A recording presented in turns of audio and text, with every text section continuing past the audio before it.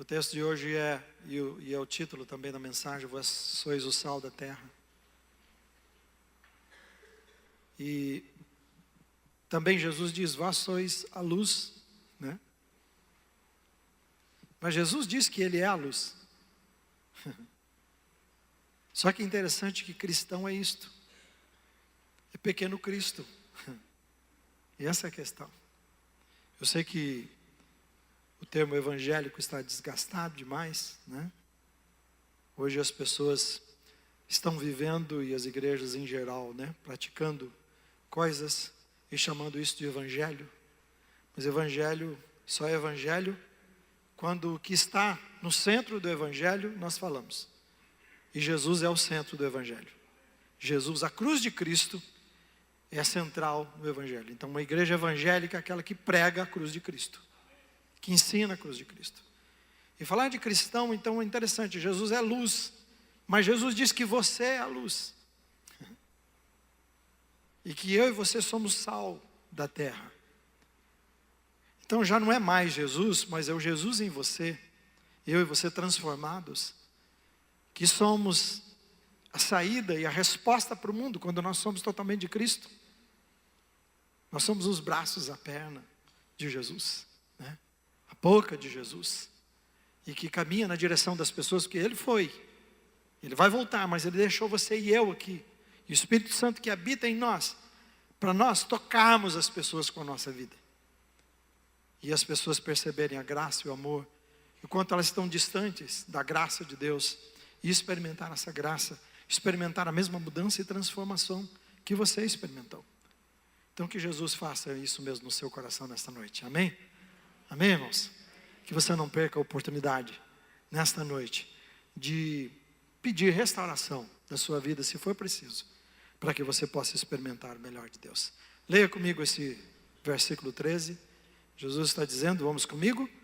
Vocês são o sal da terra. Mas se o sal perder o seu sabor, como restaurá-lo? Não servirá para nada, exceto para ser jogado fora e pisado pelos homens. Eu peguei e fui fazer uma pesquisa no original, essa palavra no grego. E aí lá eles têm o grego clássico, depois também eles vão para o Velho Testamento, que já é hebraico, o aramaico, e também vê quantas vezes essa palavra apareceu, de que forma apareceu, depois também no Novo Testamento, aí sim, no grego. Então nesse dicionário internacional de teologia do Novo Testamento, ele fala muita coisa, eu vou citar algumas para você, que eu fiquei impressionado sobre o sal. Só para a gente, porque quando Jesus diz, vocês são sal, Jesus tem coisas em mente, Ele não está falando por falar. Quando fala em sal, todas as vezes que nós pensamos no sal, normalmente a gente pensa no sabor só que Ele dá na comida, né? Como um condimento, mas é muito mais que isso. Então eu vou citar rapidamente algumas coisas, como parte introdutória da mensagem. No Velho Testamento, o sal era usado para fins medicinais, também para condimento e para preservação. Essas três coisas. Mas também ele era usado para as alianças duradouras, como entre um empregador e um empregado. Depois a gente vai entender de onde veio o salário. Então ele era para descrever, quando falava o sal, era para descrever que havia uma aliança, por isso salário, havia uma aliança entre o empregador e empregado. Mas também havia uma aliança entre Deus, ele significava isto. Se você olhar, tem vários textos falando sobre isso, lá logo no início da Bíblia, que Deus usa o sal para fazer pactos. Interessante, tá? Mas não vai pegar esse negócio de sal grosso que as igrejas fazem por aí. Não é nada disso, por favor, né? Isso aí não tem nada a ver. Estou falando outra coisa aqui, preste atenção, por favor, né? Senão daqui a pouco você vai começar a usar sal no canto das portas, essas coisas, não é nada disso. Deus fez uma aliança. E aí, agora eu entendi porque eu adoro churrasco, né? Porque eu falei, põe junto essas coisas. Sal grosso, uma boa picanha, né? Põe junto lá carvão, acende isso e o negócio está feito. E esses dias eu brinquei com o Micael, falei, ó filho, já tinha grelha e churrasco lá no início da Bíblia. E tinha mesmo, interessante. Deus já fazia isso. Então na aliança que Ele fez, nos meus sacrifícios vocês colocarão sal.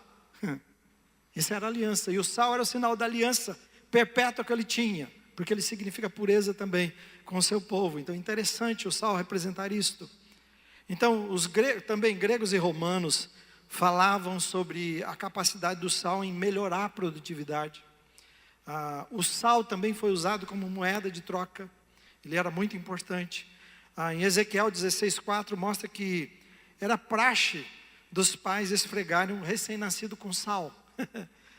Nós damos um tapinha, eu não sei se lá no lugar do tapinha era salmoura. Os dois são complicados, né? Mas então, toda criança que nascia, ela passava por um ritual de esfregar com sal as crianças. Quando alguém dizia, eu como sal no palácio, ou como sal do palácio, se alguém dissesse isso na época, lá no passado, ele estava dizendo assim, que ele era um assalariado da casa real, tá? Então, se você tem empresas que elas oferecem refeição lá no seu lugar. Então, se a pessoa diz, eu como sal na determinada empresa, então a ideia para eles naquela época, ele é um assalariado, um funcionário daquele lugar. Então, tudo girava em torno do sal. O salário do latim salarium, era a ajuda de custo que os soldados recebiam para a compra do sempre necessário sal, por isso o salário. Então, os soldados recebiam, era uma ajuda de custo que se chamava salário, para ele suprir as suas necessidades, porque o sal era central. Em Números 18:19 diz que Deus fez uma aliança com Arão, seus filhos. Você ouve sobre levitas, né? E diz que ele fez uma aliança com Arão, os seus filhos, e também com o restante dos levitas. E eles foram consagrados e separados para o serviço de Deus. Para isso foi usado o sal, para essa consagração, porque diz que o sal era sadio, e ele conservava todas as coisas sadias. Essa era a ideia. Então, essas só são algumas coisas, tinha muita coisa mesmo, e eu ficaria só falando os 35 minutos sobre essas coisas, que eram importantes demais. Mas eu queria que eu vou pensar em 3 coisas sempre, você sabe como eu sou, para ajudar a dar luz. Eu quis usar isso aqui para dar luz, né? Um pouco mais sobre esse vós sois o sal da terra. Jesus, por 3 vezes, ele usa a metáfora do sal, em 3 lugares, tanto em Mateus 5:13, que é o que lemos, em Marcos 9:50 e também em Lucas 14:34-35, ele usa essa metáfora do sal, mas somente aqui em Mateus ele está no início do Sermão do Monte. Nos outros 2, ele é a conclusão, ele é colocado no final, quando Jesus discorre sobre tudo, e depois no final ele fala, vocês são o sal. Só que no Sermão do Monte que ele coloca no início. E parece-me que ele coloca lá, exatamente, nas vezes que ele está falando sobre o sal, vocês são o sal, ele estava dizendo do preço de ser discípulo. Há um custo, né, para aqueles que queriam segui-lo, né, e o que ele espera de mim, de você como discípulo. Não era para a gente, eu sou de uma igreja, isso é o grande problema. Eu frequento a igreja, eu já fiz tais e tais coisas. E Jesus queria dizer que, falou assim, se alguém quer ser meu discípulo, precisa negar-se a si mesmo. E quando ele está dizendo que vocês são o sal, a sua vida será uma vida de influência na vida de outras pessoas. Então você não será mais o mesmo. Eu até estou falando com algumas pessoas. Se alguma pessoa conversa comigo e disser assim, olha, estou enfrentando um problema na minha empresa, e mesmo que a empresa não seja dele, eu tenho dito, você é um servo de Deus? Sim. Tem outros servos lá? Sim. Então tenha certeza que Deus já tem usado você como influência, e Deus pode muito bem abençoar aquele lugar, e já tem abençoado por causa da sua presença. E essa é a grande questão. É assim que Deus nos escolheu e nos chamou. Então, esse chamado de Jesus para segui-lo, para você e para mim, não é uma coisa que é uma brincadeira e turismo que a gente faz espiritual. Não, é seguir a Jesus com todas as implicações. E nisso aqui ele está dizendo, vocês são o sal da terra. Mas antes de entrar propriamente nisso, eu quero explicar 3 coisas para vocês. Eu tenho sentado com os líderes da igreja e tenho falado que nós temos 3 relacionamentos que são vitais. São esses relacionamentos que a gente olha para a nossa vida cristã e avalia a nossa vida cristã. Esses relacionamentos dizem se nós estamos bem como cristãos e discípulos de Jesus, ou se nós estamos fracos e correndo riscos espirituais. Vital porque é algo que eu não posso viver sem respirar, sem me alimentar. Pode ser por pouco tempo, mas eu vou morrer. Sem beber, sem dormir, né? Então por isso que eles são 3 relacionamentos vitais. Você não pode viver sem eles. O primeiro deles é o relacionamento com Deus. O primeiro relacionamento vital é o relacionamento com Deus. Está falando, quando fala de relacionar com Deus, fala da nossa intimidade com Deus, a nossa dependência de Deus. Então todo discípulo precisa relacionar-se diariamente com Deus. Por isso falamos de ler a Bíblia. E por isso que eu tenho tentado explicar a diferença entre devoção e devocional. Eu posso fazer um devocional, do jeito que a turma diz, que é fazer uma leitura, uma oração e até um jejum, e não ter devoção por Deus. Mas se eu tiver devoção, eu farei devocional, que é o contrário. Se eu amar a Deus acima de todas as coisas, então eu vou querer passar com Ele, eu vou querer estar com Ele. Então esse relacionamento com Deus que fala da nossa intimidade com Ele, Jesus está dizendo assim, que o Pai é o agricultor, Jesus é a videira, nós somos os ramos, e que nenhum ramo, nenhum galho pode viver desligado da videira. Você e eu só podemos viver a nossa vida espiritual e vencer esse mundo se estivermos conectados em Jesus. Então esse relacionamento é o primeiro e mais importante, que é o relacionamento com Jesus, com Deus. O segundo relacionamento que é vital é o relacionamento com os de dentro. Que é o de dentro? Nós irmãos, é comungarmos. Tem gente que diz assim, eu sirvo a Deus em casa. Não, a igreja de Jesus é onde nós nos reunimos, é verdade. Deus pode se fazer presente naquele lugar, mas o corpo de Cristo não é na casa. O corpo de Cristo é onde reúne a igreja, onde Ele preparou para estar.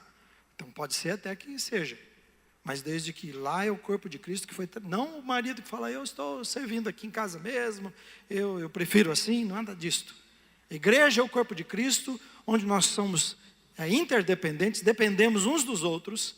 O pé não pode dizer eu não preciso de ti, a mão não pode dizer eu não preciso do olho, eu não preciso da perna. São todos, dependemos uns dos outros. E ele diz assim, quanto mais vocês veem que o final se aproxima, não deixe de reunir como é costume de alguns, porque os dias são maus e nós precisamos nos reunir para cuidarmos e abençoarmos uns aos outros. Então a comunhão que há no relacionamento, como você está tendo aqui hoje, é força para você enfrentar a vida.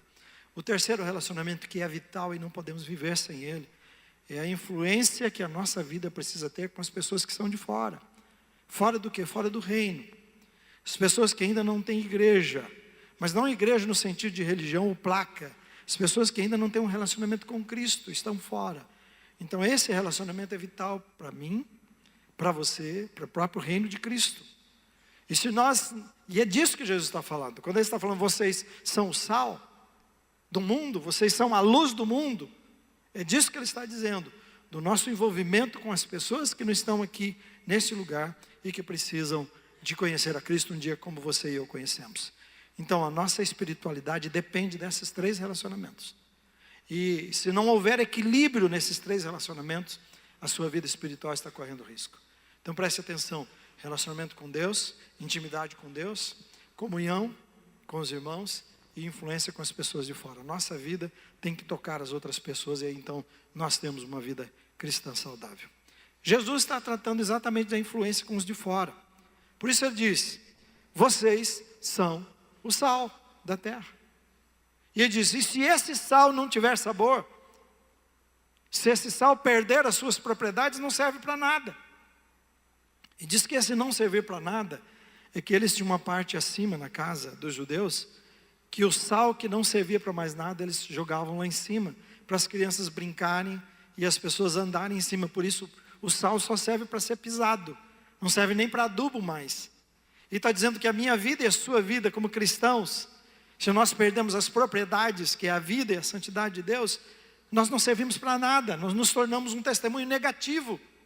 Então Ele nos chama para sermos pessoas de influência, mas influência positiva. Pessoas que tocam a vida de outras pessoas. Então, o que é primeiro aqui que eu quero tratar com vocês? Que influência é essa com o mundo? O primeiro é, o sal precisa ter sabor. Vamos falar juntos? Eu sei que nós não temos experiência de sal perder sabor. Eu não sei se alguém teve essa experiência de o sal ficar de tal forma que ele perdeu as suas propriedades, não tem sabor, tem que ser jogado.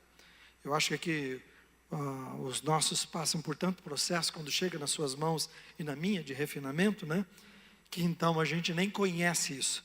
Mas nos tempos bíblicos, os comentaristas da editora Esperança, que comentam livro por livro do Novo Testamento e versículo por versículo, diz que o sal que era obtido às margens do Mar Morto, ou de pequenos lagos que era à beira do deserto da Síria, facilmente diz que ele adquiria um gosto insosso e mofado por causa da mistura maior de gesso ou restos de plantas, e outros dizem também de poeira. Diz que a mistura era tão grande com essas coisas que ele perdia suas propriedades, seu valor, e não servia mais. Diz que de alguém que importou, que pegou, comprou muito, e para fugir de impostos ele guardou num lugar muito úmido, e com a umidade diz que ele foi estragando e ele foi levando todo o sal, na verdade, líquido, e só ficaram coisas lá que não serviam para mais nada, pedras que não serviam para mais nada, porque ele perdeu suas propriedades. Alguém que queria fugir de impostos já naquela época, né? Tinha gente esperta sempre em todo lugar, não no bom sentido. Entende? O sal perdia, então nesse caso aqui, o sal perdia por causa da mistura com outras coisas. Agora, como é que isso se aplica a mim e você, que somos, Jesus disse que somos o sal? Para mim, eu estava pensando que está falando da obediência e da santidade da nossa vida. Lembra quando Jesus disse que nós não podemos servir a dois senhores? Quando nós tentamos servir a dois reinos, tentamos agradar um ao outro, essa mistura que fazemos. Ora nós tentamos agradar a Deus, outra hora o nosso pé está no mundo. Quando estamos no meio dos cristãos, nós temos um comportamento cristão. Quando estamos lá fora, no trabalho, na escola, em outros lugares, nosso comportamento é adequado àquele lugar. Sempre assim. Então, está falando disto. Romanos 12, 1 e 2, eu quero que você leia comigo. Deixa bem claro o que significa manter ou perder o sabor. Diz assim: portanto, meus irmãos, por causa da grande misericórdia divina, eu peço que... Vamos ler juntos? Vamos lá? Vamos começar? Portanto, meus irmãos, por causa da grande misericórdia divina, peço que vocês se ofereçam completamente a Deus, como um sacrifício vivo, dedicado ao seu serviço e agradável a Ele. Esta é a verdadeira adoração que vocês devem oferecer a Deus. Aí o 2 diz: não vivam como vivem as pessoas deste mundo, mas deixem que Deus os transforme por meio de uma completa mudança da mente de vocês, e assim vocês conhecerão a vontade de Deus, isto é, aquilo que é bom, perfeito e agradável a Ele. Paulo está dizendo: eu estou suplicando insistentemente a todo crente que vocês se consagrem diariamente ao Senhor. Não é que aceitem Jesus diariamente, não é que deem novamente a vida a Jesus. Agora vocês estão de Jesus, mas cada dia consagrem-se ao Senhor, apresente-se ao Senhor. Ele está dizendo: eu insisto, porque nós somos totalmente separados para Deus. Isso é ser santo. Ele diz: então vocês não podem se amoldar a este mundo, não pode misturar na sua vida, permitir essas misturas na nossa vida, quando aí nós perdemos a propriedade de ser cristão, a santidade de Deus na nossa vida, e deixamos de ser a influência que Jesus nos chamou, e a vocação que nós temos de tocar as pessoas, de ser a esperança das pessoas perdidas nesse mundo. Não teria sentido nenhum se nós adotássemos o padrão e o comportamento desse mundo, quando há um novo padrão que Jesus tem. Por isso que ele diz: vocês são sal deste mundo. As pessoas esperam isso de você, esperam de mim. E as pessoas estão frustradas com as igrejas. As pessoas estão fugindo das igrejas. As pessoas estão fugindo de pessoas que se dizem crentes, porque pessoas estão vivendo uma vida mesclada, como eu estou dizendo aqui, como esse texto está dizendo, com essa mistura, e a vida dessas pessoas se tornou uma vida insossa, sem sabor, que já não faz mais, que não causa nenhum efeito mais na vida de ninguém, já não tem mais esperança para aqueles que realmente precisam de esperança, porque estão com os pés em dois reinos, não somente num reino. Então minha oração a você nesse primeiro ponto é que Deus te ajude, que ajude você a todos os dias se apresentar a Deus com todas as situações e oportunidades, as pessoas que Ele colocar no seu caminho, que você realce o sabor da santidade de Deus. Amém, irmão? Amém? Você está entendendo isto? que a sua vida realce o sabor de Deus. Que ao tocar as pessoas e encontrar-se com as pessoas, eles percebem que há alguma coisa tão diferente, tão maravilhosa na sua vida, que seja especial demais, como a gente comer uma carne tão especial para aqueles que não são vegetarianos, né? Comer um grande churrasco, um churrasco especial, suculento, com sal, feito na brasa, e você dizer, nossa, que aroma, que sabor maravilhoso. Essa é a ideia quando nós nos encontramos com a pessoa. Mas a minha pergunta a você, você está consciente que Jesus te chamou para ser discípulo? Que Ele não te chamou para ser membro? Que Ele não te chamou para ser associado de igreja? Que Ele não te chamou somente para ser um frequentador de igreja? Se você está frequentando, não pare, mas não é disto. Jesus te chama para muito mais. Jesus te chama, você precisa seguir-me. Você precisa seguir os meus passos, tomar a sua cruz cada dia. E ser obediente, viver a santidade que eu planejei para a sua vida. Ser um pequeno Cristo. Minha pergunta é, cada manhã que você se levanta, você se consagra ao Senhor, dizendo, Senhor, aqui estou. O seu filho, fui comprado pelo seu sangue, liberto pelo Senhor para viver uma nova vida. Me ajuda a viver essa nova vida nesse dia. E viver a santidade do Senhor. Cada manhã você faz isso. Se você não faz isso, você tem que criar esse hábito.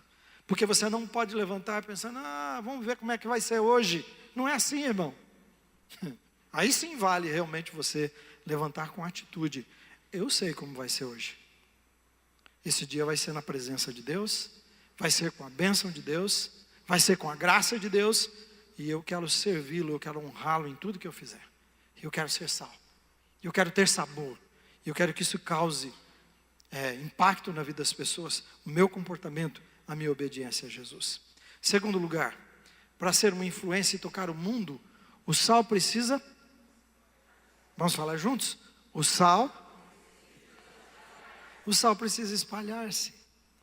Grande quantidade de sal no mesmo lugar, você sabe o que acontece? Põe sal em exagero no arroz. Né? Nós compramos uma feijoada ontem, nós não, eu.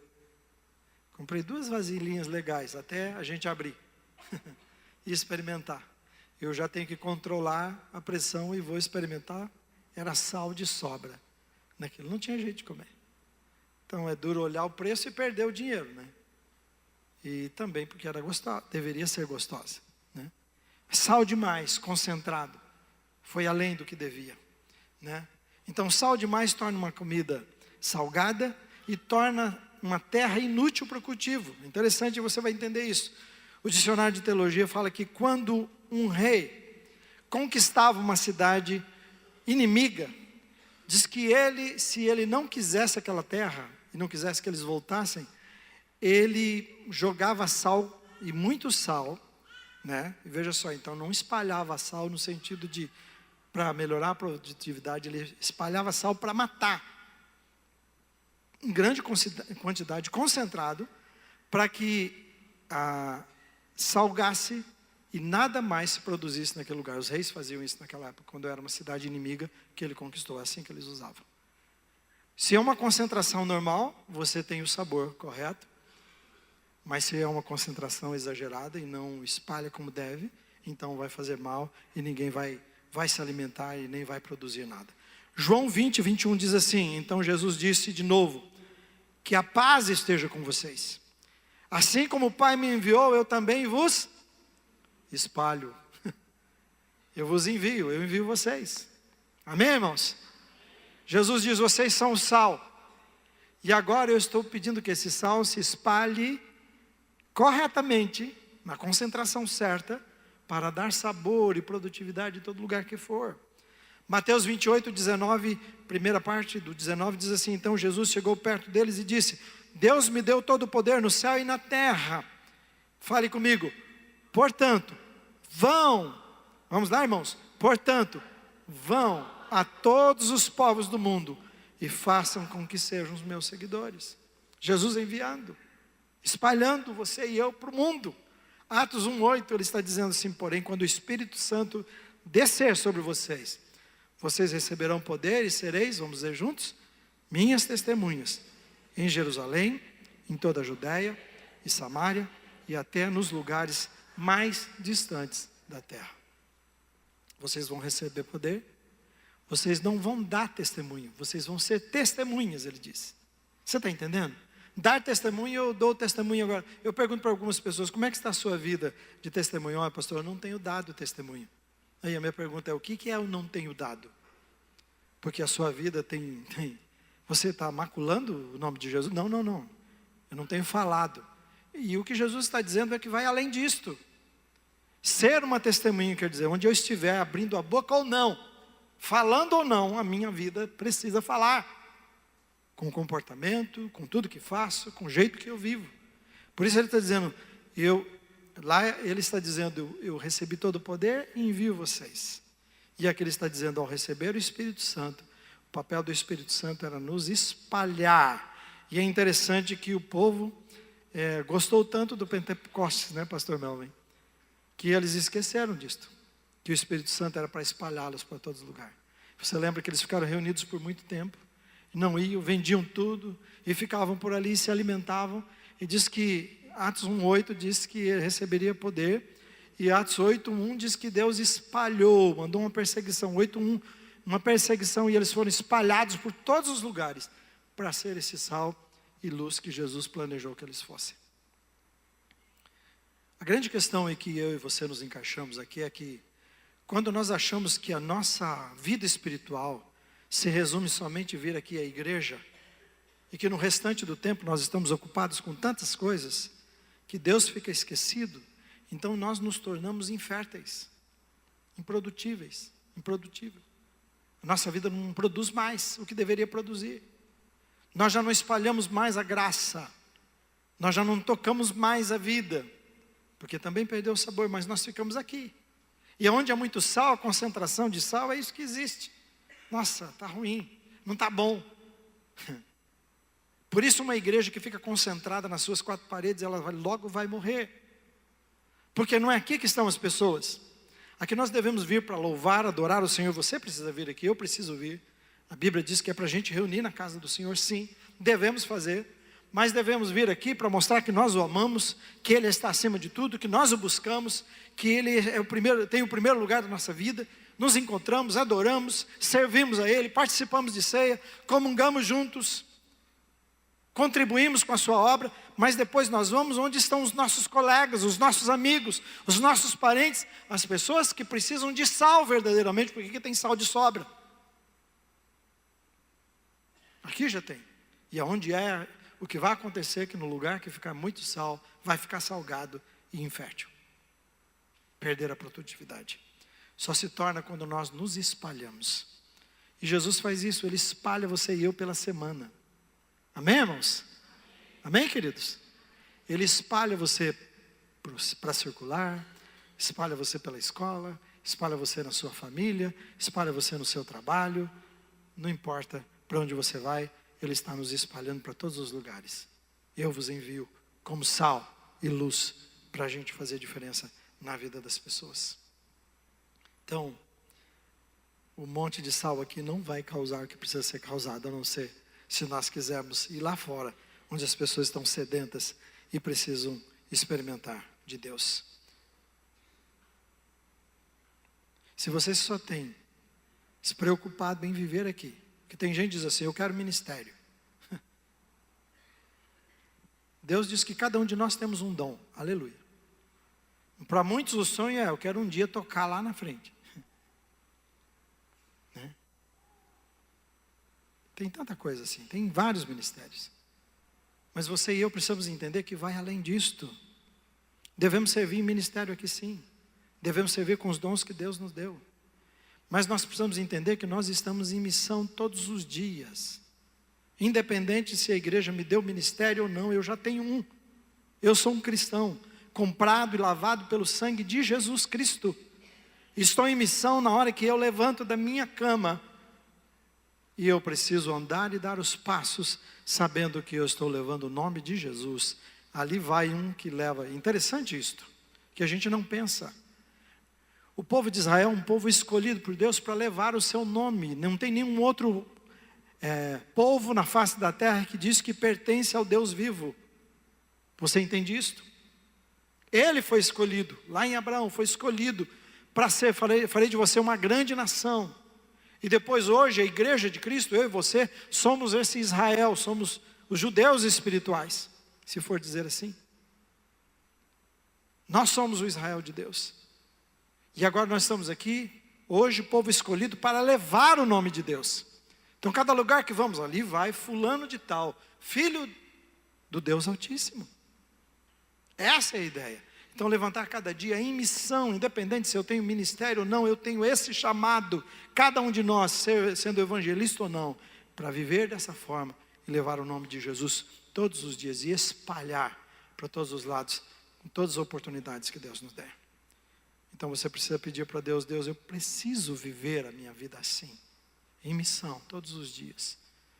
E primeiro eu vou para a sua presença, depois da sua presença eu vou para a presença das pessoas. E ao me encontrar com as pessoas, quero ser o seu bom perfume. Terceiro e último lugar, para ser uma influência no mundo, vamos falar comigo? O sal precisa dissolver-se, entrar em contato e dissolver-se, é interessante. Senão não acontece nada. Para realçar o sabor, mesmo sal grosso, que você coloca sobre a carne, enquanto está aquecendo, o calor vai fazendo ele se dissolver. Pode ver que ainda quando você faz sal grosso, algumas vezes você precisa bater, porque ele todo não derreteu, e isso é bom, porque ele não deixa muito forte. Se você colocar um sal fino, vai ficar muito forte, ele não vai ficar, você bate, tira. Foi só o suficiente que ele dissolveu e penetrou na carne, né? Essa é a ideia, que você e eu sejamos assim.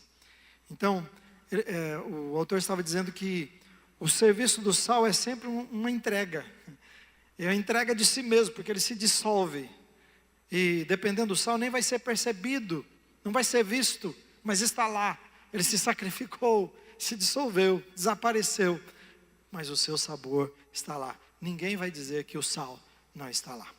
Filipenses 2, 4, 8 talvez seja um dos maiores exemplos para mim do que é dissolver-se, como eu e você somos chamados para isto. Leia comigo. Não pensem unicamente em seus próprios interesses. Bem forte. E como eles estão fazendo? A atitude de vocês deve ser semelhante àquela que nos foi mostrada por Jesus Cristo, que embora sendo Deus, não exigiu nem tampouco se apegou aos seus direitos como Deus, mas pôs de lado o seu imenso poder e sua glória, ocultando-se sob a forma de escravo e tornando-se como homens, e se humilhou ainda mais, chegando ao ponto de sofrer uma verdadeira morte de um criminoso numa cruz. Cita um exemplo de que alguém que se sacrificou e se dissolveu completamente para nos abençoar é Jesus. Diz que ele se esvaziou da sua divindade, do seu poder, o Criador do universo. Está lá com poder para fazer o que quisesse, mas está na cruz e suportando as pessoas cuspirem, as pessoas zombarem. Se você é filho de Deus, você diz que é, desce daí. Tudo isso que você sabe que ele passou, e mesmo assim com todo o poder, ele diz que ele se misturou com você e comigo. Ele se tornou homem como você e eu. Ele abriu mão da sua majestade para enfrentar a sua dor, o seu sofrimento, as nossas decepções, as mesmas dores que nós passamos, morrer, de uma das piores mortes que foi morrer, como morreu na cruz. Era a pior morte, era um homem condenado, ou a pior morte que alguém poderia morrer, morreu assim, o inocente, por causa de você e de mim. O que isso tem a ver com você e eu, no nosso dia a dia? Como é que nós nos dissolvemos nesse mundo? Como é que a nossa vida se torna isto significativo para as pessoas, a ponto de mudar a história delas e mudar a vida delas? Jesus muitas vezes foi criticado por comer com pecadores, por posar, por dormir na casa de pecadores, por gastar tempo com as pessoas que achavam que era ralé da sociedade quando ele tinha os piores pecadores. E Jesus diz assim: eu vim por causa dos doentes, eu vim para aqueles que se acham doentes, porque eles vão ter cura.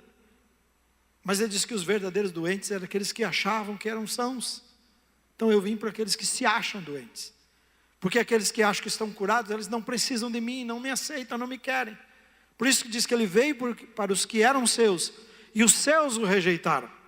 E então ele levou a mensagem de esperança para aqueles que se consideravam que não eram nada e que precisavam da sua graça. Quantas pessoas não são nada nesse momento e precisa da graça de Jesus através da sua vida e da minha vida? Esse é o grande problema. Por isso eu disse, e eu tenho chamado os líderes, você percebeu porque eu diminuí atividades na igreja? Porque primeiro eu quero que você tenha intimidade com Deus.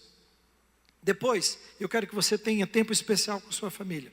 Depois, eu quero que você tenha relacionamentos com propósito, com pessoas que Deus colocar peso no seu coração, para falar com elas, para chamá-las, para fazer aquilo que você sabe fazer, e passar um tempo e deixar que elas vejam.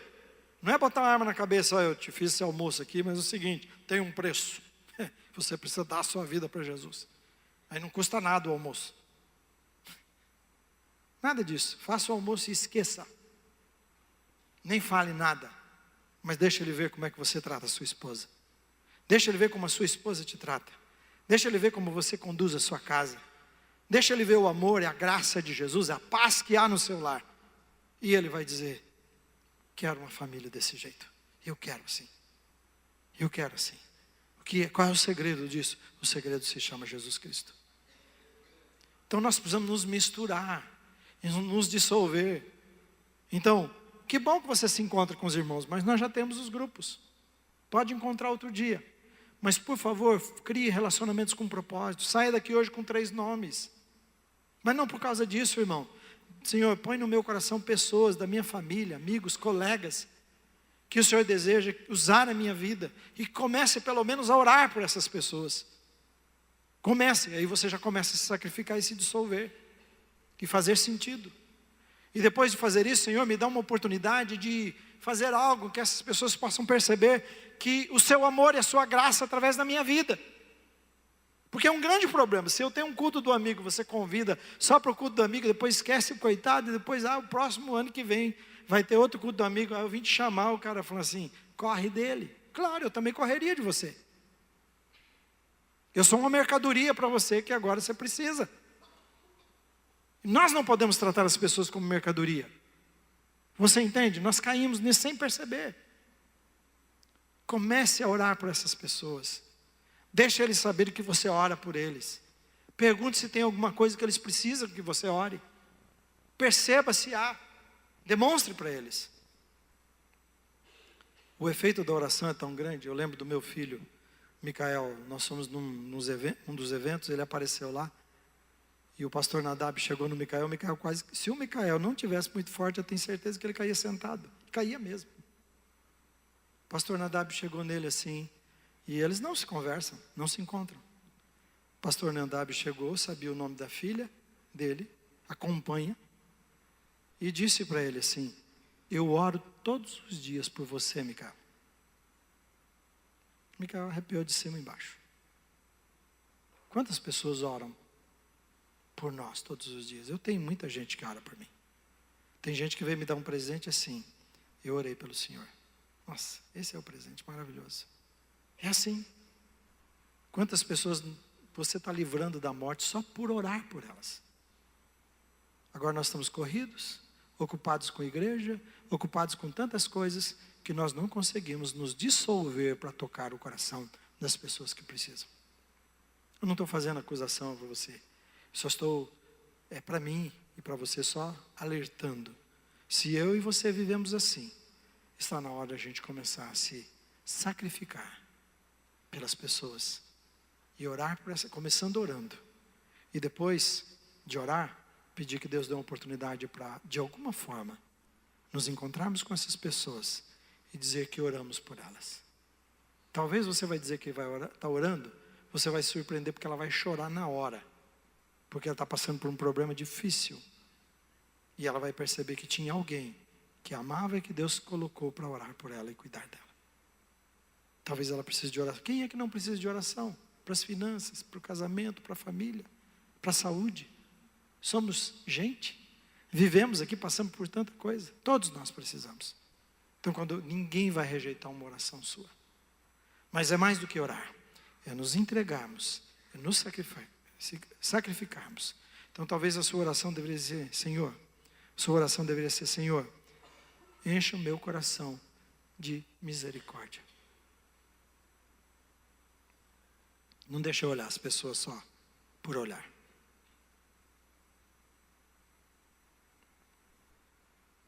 Eu era uma pessoa que não gostava de dar atenção para as pessoas que ficam tentando bater no carro, pedir dinheiro, essas coisas. Eu tenho mudado. Dizem que estão ajudando, né? Não dê porque nós ajudamos. Eu não sei onde ajuda. Eu prefiro ver ele ali pedindo para mim do que assaltando, matando, com tantas coisas que estão, lutando. Alguns cortam o coração. Mas o que eu quero fazer é para mostrar para aquela pessoa de alguma forma que ela é especial, que eu não virei as costas, de alguma forma. Que eu não virei. Será que a gente não tem que ter um coração mais sensível e começar a prestar mais atenção à nossa volta e a tudo que está acontecendo? E aí a graça de Deus vai fluir através de nós e quantas pessoas vão ser alcançadas pelo amor de Jesus? E a sua vida então realmente vai ser significativa. Jesus se esvaziou e se entregou para mudar a vida das pessoas. E Ele chama você e a mim para nos esvaziarmos, nos dissolvermos, nos entregarmos em prol das pessoas que precisam dEle. Amém?